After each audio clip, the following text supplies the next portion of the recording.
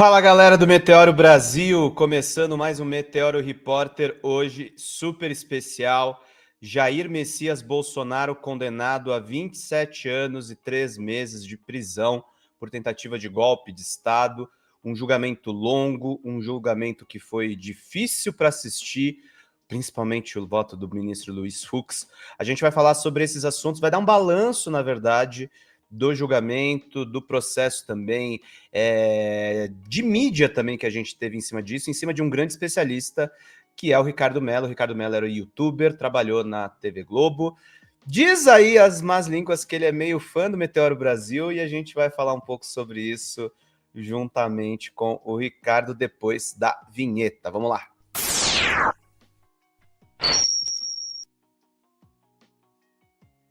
Ricardo Mello, meu querido amigo, muito bom te receber aqui. Obrigado por você ter topado a entrevista aqui no Meteoro Brasil. Como é que você tá, meu caro? Tudo bom? Pão de queijo é melhor do que muita gente, concordo plenamente. Não é verdade, Pedro? É isso aí, cara. Obrigado pelo convite. Eu queria dizer que assim, estou muito honrado, muito feliz mesmo de estar participando do Meteoro, porque o Meteoro é uma referência para mim. O Meteoro foi o canal que me ensinou que eu poderia trabalhar fora da televisão.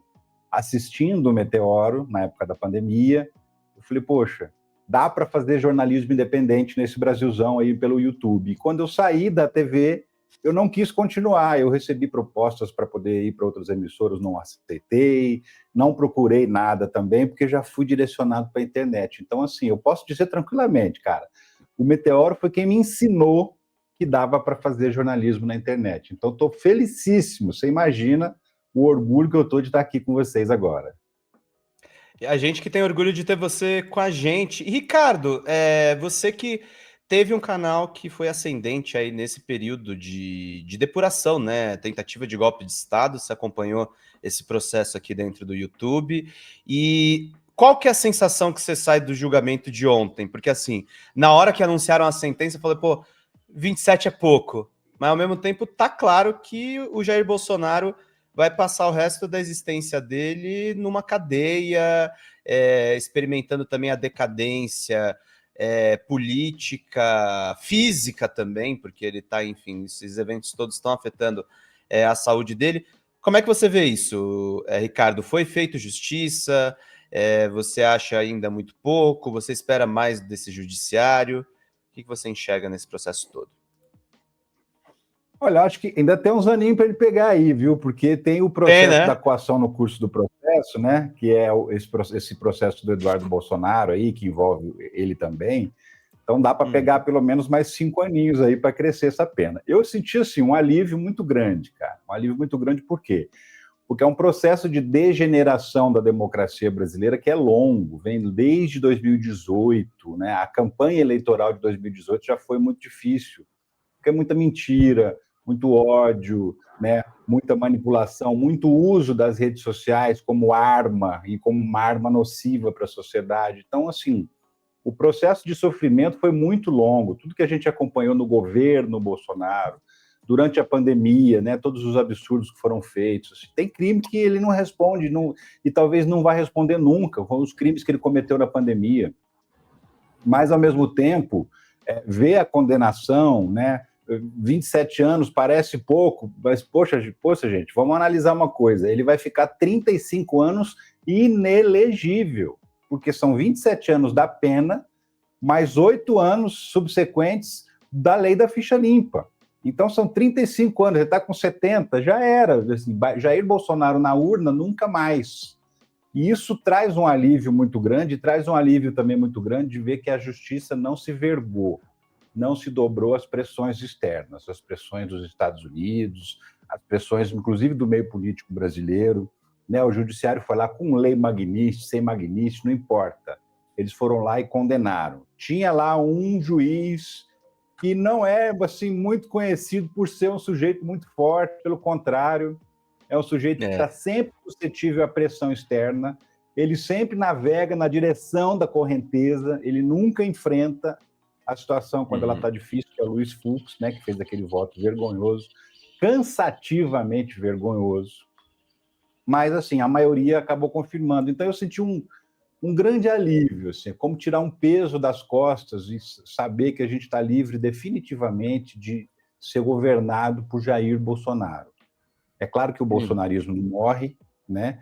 Mas é isso que você falou, ele vai definhando aos poucos, porque a partir de agora, preso, ele não tem mais comunicação, não tem mais aquela coisa de ficar toda hora fazendo uma postagem na rede social, fazendo passeata, fazendo evento, né? Então, daqui a pouquinho ele vai realmente para a prisão. Agora, o que eu lamento é que na legislação brasileira, em 4 anos e meio, ele vai para o regime semiaberto. Então, na verdade, de prisão mesmo, são 4 anos e meio. Né? Isso eu achei pouco. Achei que a pena podia ser mais alta para ele ter um tempo de cadeia mesmo realmente mais longo. E é claro, ainda tem a questão da prisão domiciliar por conta de problema de saúde. Né? Enfim, ele não foi no julgamento, não foi à toa. Ele não foi no julgamento justamente para passar essa imagem de que está fragilizada a saúde dele. Né? Faz parte do teatro para poder garantir, quem sabe, uma prisão domiciliar. A estratégia da defesa, né? E o que surpreende, né, Melo? A gente viu o final do julgamento, posicionamento do juiz Luiz Fux. Acho que foi além de qualquer coisa aceitável. Foi 13 horas e meia de voto, um voto insuportável. Eu fico pensando também, assim, de uma certa forma, se a extrema-direita não perdeu um pouco a mão, né, Ricardo? Porque eles ficaram naquele afã, vão fazer um espetáculo para ter vários cortes, mas não mudou nada. Pelo contrário, eu senti até... Eu achei meio complicado o voto do Dino, mas no final das contas todos seguiram o relator e votaram ali as penas, deram uma baita ajuda para o Mauro Cid, né? Acho que também esperando que mais gente faça a delação premiada para descobrirem os outros crimes. Isso é uma coisa que a gente tem que colocar na cabeça. A importância também, né, Ricardo, de eleger o Lula ano que vem é para essas investigações também continuarem, né? A gente tem um perigo, assim, iminente com a eleição do ano que vem, que é justamente a da mudança da composição do STF. A gente não pode esquecer, porque hoje a gente tem 3 ministros bolsonaristas, né? André Mendonça, Cássio Nunes e agora o Luiz Fux entrou para o clube. Então são 3. Chá de revelação, né? Exatamente, são 3. No próximo mandato, 3 ministros vão se aposentar. Então, o próximo presidente do Brasil vai nomear 3 ministros. Se for um bolsonarista, ele vai nomear 3, significa 6, significa maioria no Supremo Tribunal Federal. E aí muda tudo. Que aí, essa mudança de composição poderia permitir, por exemplo, um pedido de... Né? Isso poderia gerar um pedido de anulação do julgamento. Por quê? Porque é o pleno que vai analisar. Com 6 ministros do STF bolsonaristas, por isso, porque se um bolsonarista assumir, ele assume com o comando de 2 poderes, com a possibilidade de assumir o comando de 2 poderes, e o terceiro poder, que é o legislativo, que já anda, né, à direita, já anda conservador, e a gente não sabe o que vai acontecer com o Congresso Nacional a partir da eleição do ano que vem. A gente sabe que é bem possível que o Senado fique mais à direita do que é hoje, mas a Câmara a gente não consegue imaginar o que vai ser. Então, é extremamente importante, dá medo, dá arrepio só de pensar na possibilidade de um bolsonarista vencer a eleição por conta dessa mudança do Supremo Tribunal Federal. Isso pode ser fundamental para livrar a cara do Bolsonaro. Na verdade, a única possibilidade de livrar a cara do Bolsonaro é mudar a composição do Supremo Tribunal Federal para uma composição favorável a ele. Exatamente. Esse perigo da mudança do Supremo passa, né, Melo? A gente, pelo nosso trabalho aqui, né, a gente falou várias vezes da questão do problema da comunicação e como é que a gente vai fazer para eleger, né, deputados, senadores, como é que a gente muda essa composição do legislativo. Sem dúvida, eu acho que assim, apesar a gente não pode subestimar o Tarcísio de Freitas, que provavelmente deve ser o sucessor dessa massa bolsonarista, o Lula tem grandes chances ano que vem. O problema é o resto, né, Ricardo? Não adianta a gente ganhar na majoritária e aí vira nas legislativas, a gente cria ali meio que um campo de força com o Centrão sempre negociando nas pontas para o bolsonarismo permanecer, né? Exatamente. E assim, lembrando que no caso da eleição para presidente, o ano que vem, a gente vai nadar contra a correnteza. Porque você vai ter Big Techs agindo contra. Você vai ter o governo dos Estados Unidos dizendo, se vocês quiserem dar um golpe aí, dessa vez eu estou a favor. Porque na última eles foram contra. E foram determinantes para que não tivesse acontecido um golpe. Dessa vez, o Trump está dizendo, se quiser botar o soldado na rua aí, estou dentro. Então, né, fora o adversário em si, que é um adversário que também não pode ser menosprezado. Então, a gente vai nadar contra a correnteza na eleição do ano que vem. Beleza, tem a máquina, porque está no governo, né? Ok, isso é Mas a máquina tem limites. Importante. Exatamente, é um contraponto importante, tem peso, mas assim, tudo vai estar contra, tudo, absolutamente tudo. Então vai ser uma eleição tão ou mais difícil do que foi a eleição de 2022, por causa dessa mecânica toda que vai estar agindo contra a candidatura do Lula.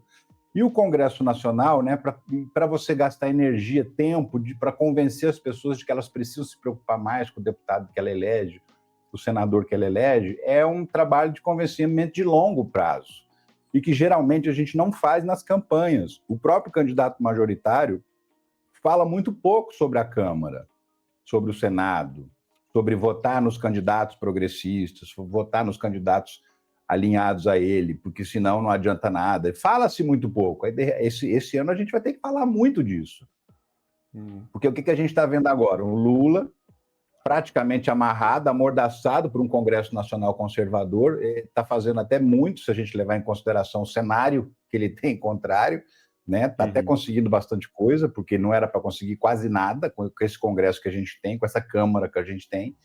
Então, assim, a gente tem que melhorar um pouco esse cenário, pelo menos. Tem que haver um retrocesso da extrema-direita na composição do Congresso Nacional, senão a gente está perdido, né? E, como eu disse, está tudo contra a gente, está tudo contra uma candidatura progressista no ano que vem. Então vai ser E aí ganha a eleição, e aí, né, instabilidade política, mesmo que o Lula ganhe, continua a instabilidade política. Porque eu acho que o Lula ganhando a eleição, você vai ter uma insatisfação parecida, uma insatisfação dos adversários derrotados, parecida com a insatisfação quando a Dilma foi reeleita. Mais 4 anos não dá. E aí começaram a agir. Né? Porque vinha de um período de 12 anos já de governos do PT, e ele mais 4, e aí tinha uma expectativa grande, e depois da Dilma o Lula volta, então vai ser mais 12, vamos dar um jeito de fazer alguma coisa. Então, assim, eu acho que vai ter uma insatisfação por parte dos derrotados, e uma insatisfação perigosa. Por quê? Porque a gente está falando de gente que trabalha para desestabilizar a democracia, que é assim que eles ganham a vida. É assim que eles ganham dinheiro para comprar o leite do filho deles, desestabilizando a democracia, inventando mentiras, fazendo ataques, difundindo preconceitos, né? É isso que eu acho o mais complicado dessa gente, cara, porque é gente que compra o leite do filho com dinheiro ganhado com mentira. E isso é muito assustador para mim. E é isso que a gente vai enfrentar no ano que vem. Não, é assustador porque você pensa, né? O cara tá tomando quase 30 anos de condenação. E os caras ainda estão lá, fazendo campanha e tal. E eu queria te perguntar, Melo, você fez um corte no seu canal enfim, inacreditável fala de Carla Zambelli dizendo que o hacker de Araraquara tinha problemas mentais, que ele era completamente instável. E ela com aquele pijama na comissão ali, que parecia uniforme de presidiária diretamente da prisão da Itália. Tem um lado, né, que a gente fica com medo do que vai acontecer, porque eles têm essa militância aí bem radicalizada, mas tem outra... Cara, como eles são patéticos, né? Como eles tropeçam no próprio pé, né? A Zambelli, ela conseguiu. Eu costumo dizer o seguinte, cara, as pessoas burras, elas são mais felizes. Né? E elas têm autoestima mais elevada. Porque essa gente produz prova contra si justamente porque elas se acham tão inteligentes que elas acham que elas não vão ser pegas. E aí elas saem produzindo prova. Você imagina, né? Eles trataram do golpe todo no WhatsApp. E aí a polícia foi lá e pegou. A Carla Zambelli eles imprimiram no WhatsApp. Eles imprimiram várias cópias, né? Na impressora do Palácio do Planalto. A Carla Zambelli tratou tudo dessa invasão que levou à condenação dela no WhatsApp. Então, assim, as pessoas burras, elas são mais felizes porque elas se acham, né? E Carla Zambelli, aí, de repente, quando se depara com a realidade, quando descobre que a coisa é diferente, quando se depara com a justiça, aí vira um chororô, aí vira aquela coisa toda. Aí, né, imagina como é que ela nega, né? Assim, é negar o impossível. Tipo, você pega em flagrante, porque o documento estava no celular dela, o documento que foi publicado lá, aquele mandado de prisão do Xandão contra ele mesmo, estava no celular dela. E quem disse que estava no celular dela foi o hacker, o Walter Delgatti. Foi ele que contou, ó, pode ir lá no celular dela que está lá. Eu mandei para ela, a polícia foi lá e estava lá. Como negar? É mais fácil falar assim, tá bom, vai, a gente assume, é o nosso projeto de vida, o que a gente acredita é isso mesmo, e vamos em frente. É a melhor coisa que eles podiam fazer, assumir e ir em frente. Do jeito que está... Né? Mas é patético, aí você falou, é patético, porque assim, a roupinha realmente parece roupinha de presidiário. Se bobear, é o uniforme do presídio. Teve não, até parece que o advogado dela se queixou, não era uniforme de presidiário, não, mas errou na roupa. Errou muito, errou feio, errou rude na roupa, né? Então, assim, eu não sei se ela quis passar a imagem de fragilizada, de coitadinha, mas tá vendo como essa gente não tem, assim, não é muito provida de inteligência, né? Ela escolheu justamente uma roupa listradinha para poder passar uma ideia de coitadinha. Poxa, roupa listradinha com roupa de presidiário, tudo a ver. Então, a gente se diverte com esse tipo de situação, mas a gente sofre também, viu? Tem gente que acha que a gente só fica dando risada dessa gente. Não, a gente sofre. A gente sofre porque não é fácil a nossa vida. Não. Porque tem que ficar acompanhando esse pessoal, é muito sem noção. A gente já está se aproximando já na parte final, Ricardo. Deixa eu fazer uma pergunta a você, além do nosso amigo querido, o nosso querido professor José. A gente entrevistou o Julian Lemos, né, que é um dos bolsonaristas aí arrependidos e que fez revelações importantes. Aqui a gente trouxe, inclusive, ele para o Meteoro também. Tá faltando mais no nosso campo ouvir os desertores do lado de lá? O que você pensa sobre isso? Eu acho que falta ouvir e muitas vezes, inclusive, se aproximar, até para entender, né? Porque é o seguinte, tem muita gente que foi levado em algum dia na sua vida a acreditar que o Jair Bolsonaro era uma alternativa. E o que levou essas pessoas são os mais variados motivos, né? Não é porque todo mundo é igual, não é todo mundo certinho, padronizado, todo bolsonarista é o mesmo tipo de caráter. Não, muito pelo contrário. Existe uma variada gama de bolsonaristas e de ex-bolsonaristas. Vamos pegar 3 aqui, cada um por um motivo. Joyce Hasselmann, Alexandre Frota, Julian Lemos. Cada um teve seu motivo para poder acreditar que Bolsonaro era uma alternativa. Hoje, esses 3 que a gente está falando aí, desses 3, 2 pelo menos, estão sempre dando entrevistas e justamente, sabe que isso é uma coisa que acho que falta, assim, questionar essas pessoas, sabe? O que te levou, de fato? O que você esperava do Brasil que você achou que Bolsonaro ia trazer? Né? Acho que falta um pouco isso, para que essa autocrítica também apareça. Mas, assim, ao mesmo tempo, cara, a gente tem que acolher essas pessoas. A gente conversa, mas, por exemplo, o Julian, ele me disse, declarou isso na entrevista, que o PT jamais procurou ele para conversar. E ele falou para mim várias vezes. E ele... Né? Ele gostaria de ser procurado para conversar. E você acha que ele não tem o que acrescentar? Claro que ele tem o que acrescentar. Ele foi deputado federal, ele conhece essa máquina, ele conhece a mecânica da cabeça de quem é levado para o lado de lá. Então, assim, é importante a gente estabelecer um contato mais próximo com essa gente. O que acontece é que esse pessoal, muitas vezes, quer continuar na política e não consegue, né? A exemplo da Joyce Hasselmann. Não consegue continuar na política por quê? Porque os progressistas, a esquerda, não vai cair na conversa de Joyce Hasselmann porque ela é uma conservadora. O conservador, principalmente esse que está magoado, que é o bolsonarista, está magoado com ela porque ela rompeu com o Bolsonaro. Então, ela, assim, os dois espectros, ela ela não procura nenhum deles, né? E aí esse pessoal sai magoado, sai chateado da política, seguir adiante, né? E eu acho complicado a gente ignorar essas pessoas. Eu acho que é fundamental que a gente esteja assim, porque tem muita gente comum levada a acreditar em Jair Bolsonaro, no bolsonarismo, nessa estrutura de extremismo político, por razões variadas, muitas vezes por razões religiosas, muitas vezes porque só conhece uma alternativa, porque só é apresentada a essa pessoa uma alternativa. É a história, a gente tem que resgatar essas pessoas que estão sendo levadas para o lado de lá. E a gente só se resgata se a gente se aproximar delas. Para a gente se aproximar delas, a gente não pode ser hostil. Não pode falar que todo bolsonarista é canalha, todo bolsonarista é fascista. A gente tem um hábito de atribuir um apelido negativo e usar para todo mundo. A gente não pode fazer isso. Definitivamente não pode. Porque senão a gente não se aproxima dessas pessoas. E essas pessoas não vão nos ouvir.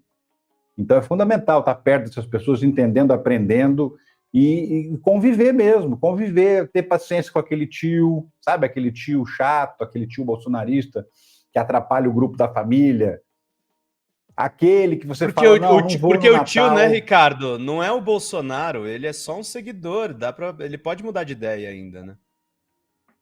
Exatamente, ele foi convencido um dia, e a gente tem que entender quais foram os argumentos que o convenceram para contrapor. E a gente só consegue contrapor, cara, a gente só consegue aprender as coisas, mudar de ideia. Primeiro, né, a gente só evolui com o erro. A gente descobre que a gente estava errado com determinado pensamento, e aí muda esse pensamento e vai adiante. Lá na frente isso acontece de novo, e de novo a vida inteira, e a gente vai evoluindo com o erro, né? Então, assim, a gente também tem que respeitar o erro dos outros, que também podem errar por motivos diferentes, porque tem vivências diferentes, porque tem escolaridade diferente, tudo, né, interfere no pensamento de uma pessoa. O ambiente social onde ela vive, a gente tem que entender isso. Não é todo mundo canalha, não é todo mundo fascista. Não, muito pelo contrário. A maioria das pessoas que votam em Bolsonaro não tem esse tipo de pensamento negativo.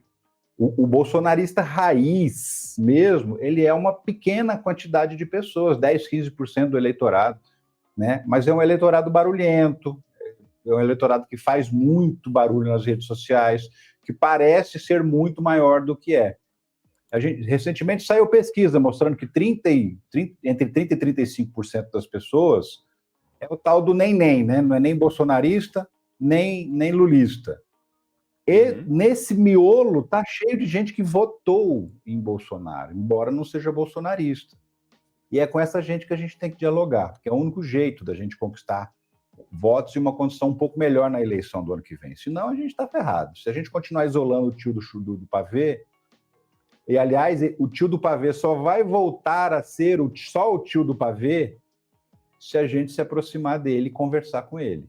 Senão não vai ter jeito, ele vai continuar sendo o bolsonarista que anula o seu voto, porque quando você vota de um lado e ele vota do outro, ele neutralizou teu voto. E a gente tem que pensar isso. Esse sujeito aí me neutraliza na eleição. O voto dele neutraliza o meu. Então, assim, eu tenho que ter uma forma de me aproximar e a gente só aprende com emoção. A emoção pode ser raiva, pode ser revolta, pode ser carinho, pode ser alegria, mas se não te despertar uma emoção, você não aprende, você não guarda aquela mensagem. E aí, qual é a emoção que a gente vai oferecer para esse tio do pavê? Nós não podemos oferecer a raiva, porque senão a gente não vai conseguir convencê-lo nunca. Ao contrário, ele vai cada vez ficar mais imbuído da ideia de que ele está certo, né? Porque aí que ele não vai querer conversa mesmo. Então, assim, é com amor, cara, que a gente tem que chegar. É difícil, eu sei, ainda mais que a gente está cansado, como eu falei logo no começo. São muitos anos passando por esse sofrimento. Não é brincadeira, não, mas a gente não tem plano B. A gente tem que se aproximar desse nem, a gente tem que aproximar dessa pessoa que votou no Bolsonaro, mas não é bolsonarista, e a gente tem que se aproximar sem ser com discurso radical, porque se a gente trouxer um discurso radical, o discurso radical por radical eles também trazem, e o discurso radical deles fala em outras questões que tem um apelo muito forte, principalmente os aspectos religiosos, né? E aí é difícil combater, é difícil enfrentar um discurso religioso. Então a gente tem que ir com calma para eles entenderem e verem que a gente é outra coisa. Eles contam do que eles contam lá para eles. Se eles se aproximarem também, eles vão ver que a gente é outro tipo de gente. E aí pode dar certo. Se não for assim, a gente está ferrado. Não tem jeito não. Querido Ricardo Mello, alguma coisa que eu não perguntei que você gostaria de acrescentar, meu querido? Cara, não, assim, eu tô aguardando agora, talvez sim, vamos lá, vamos falar sobre uma coisa importante que a gente está falando do julgamento do Bolsonaro, vamos lá. Que é quando o Bolsonaro pode ser preso, né?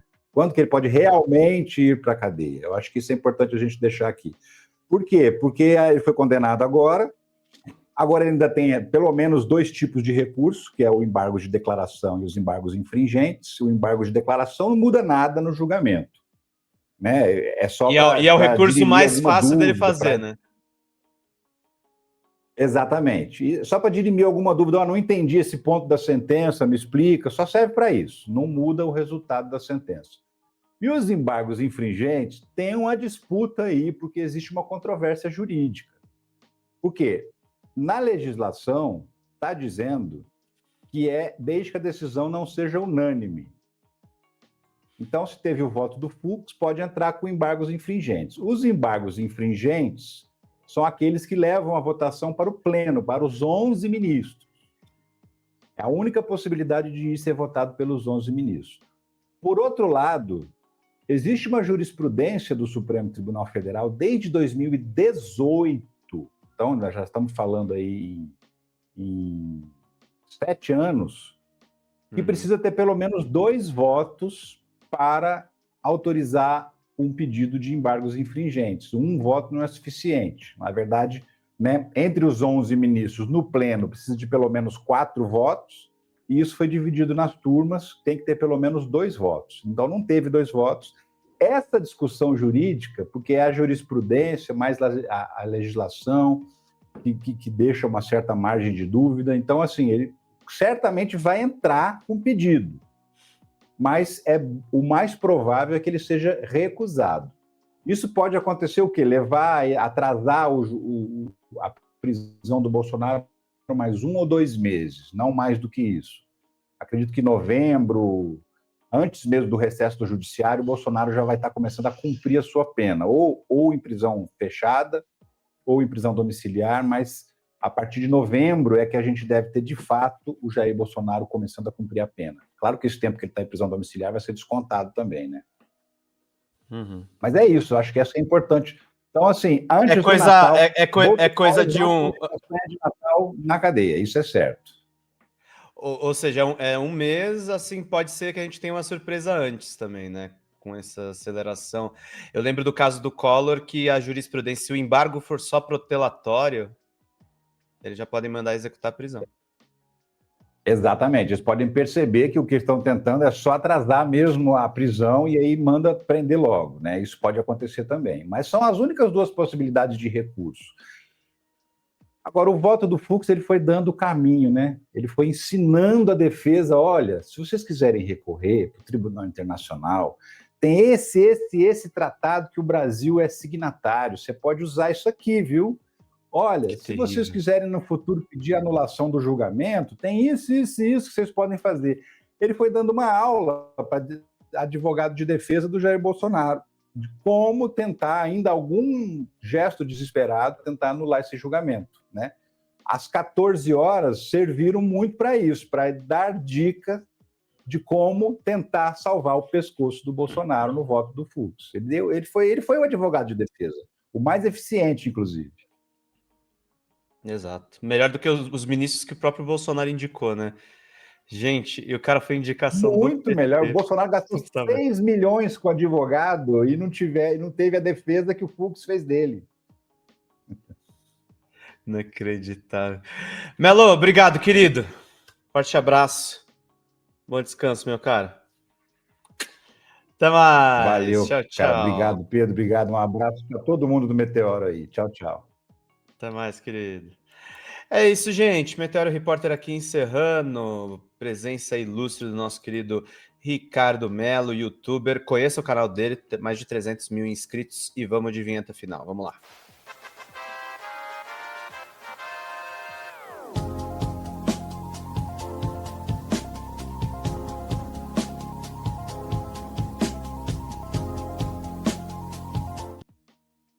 É isso, gente. Vida longa e próspera. Até mais. Tchau, tchau.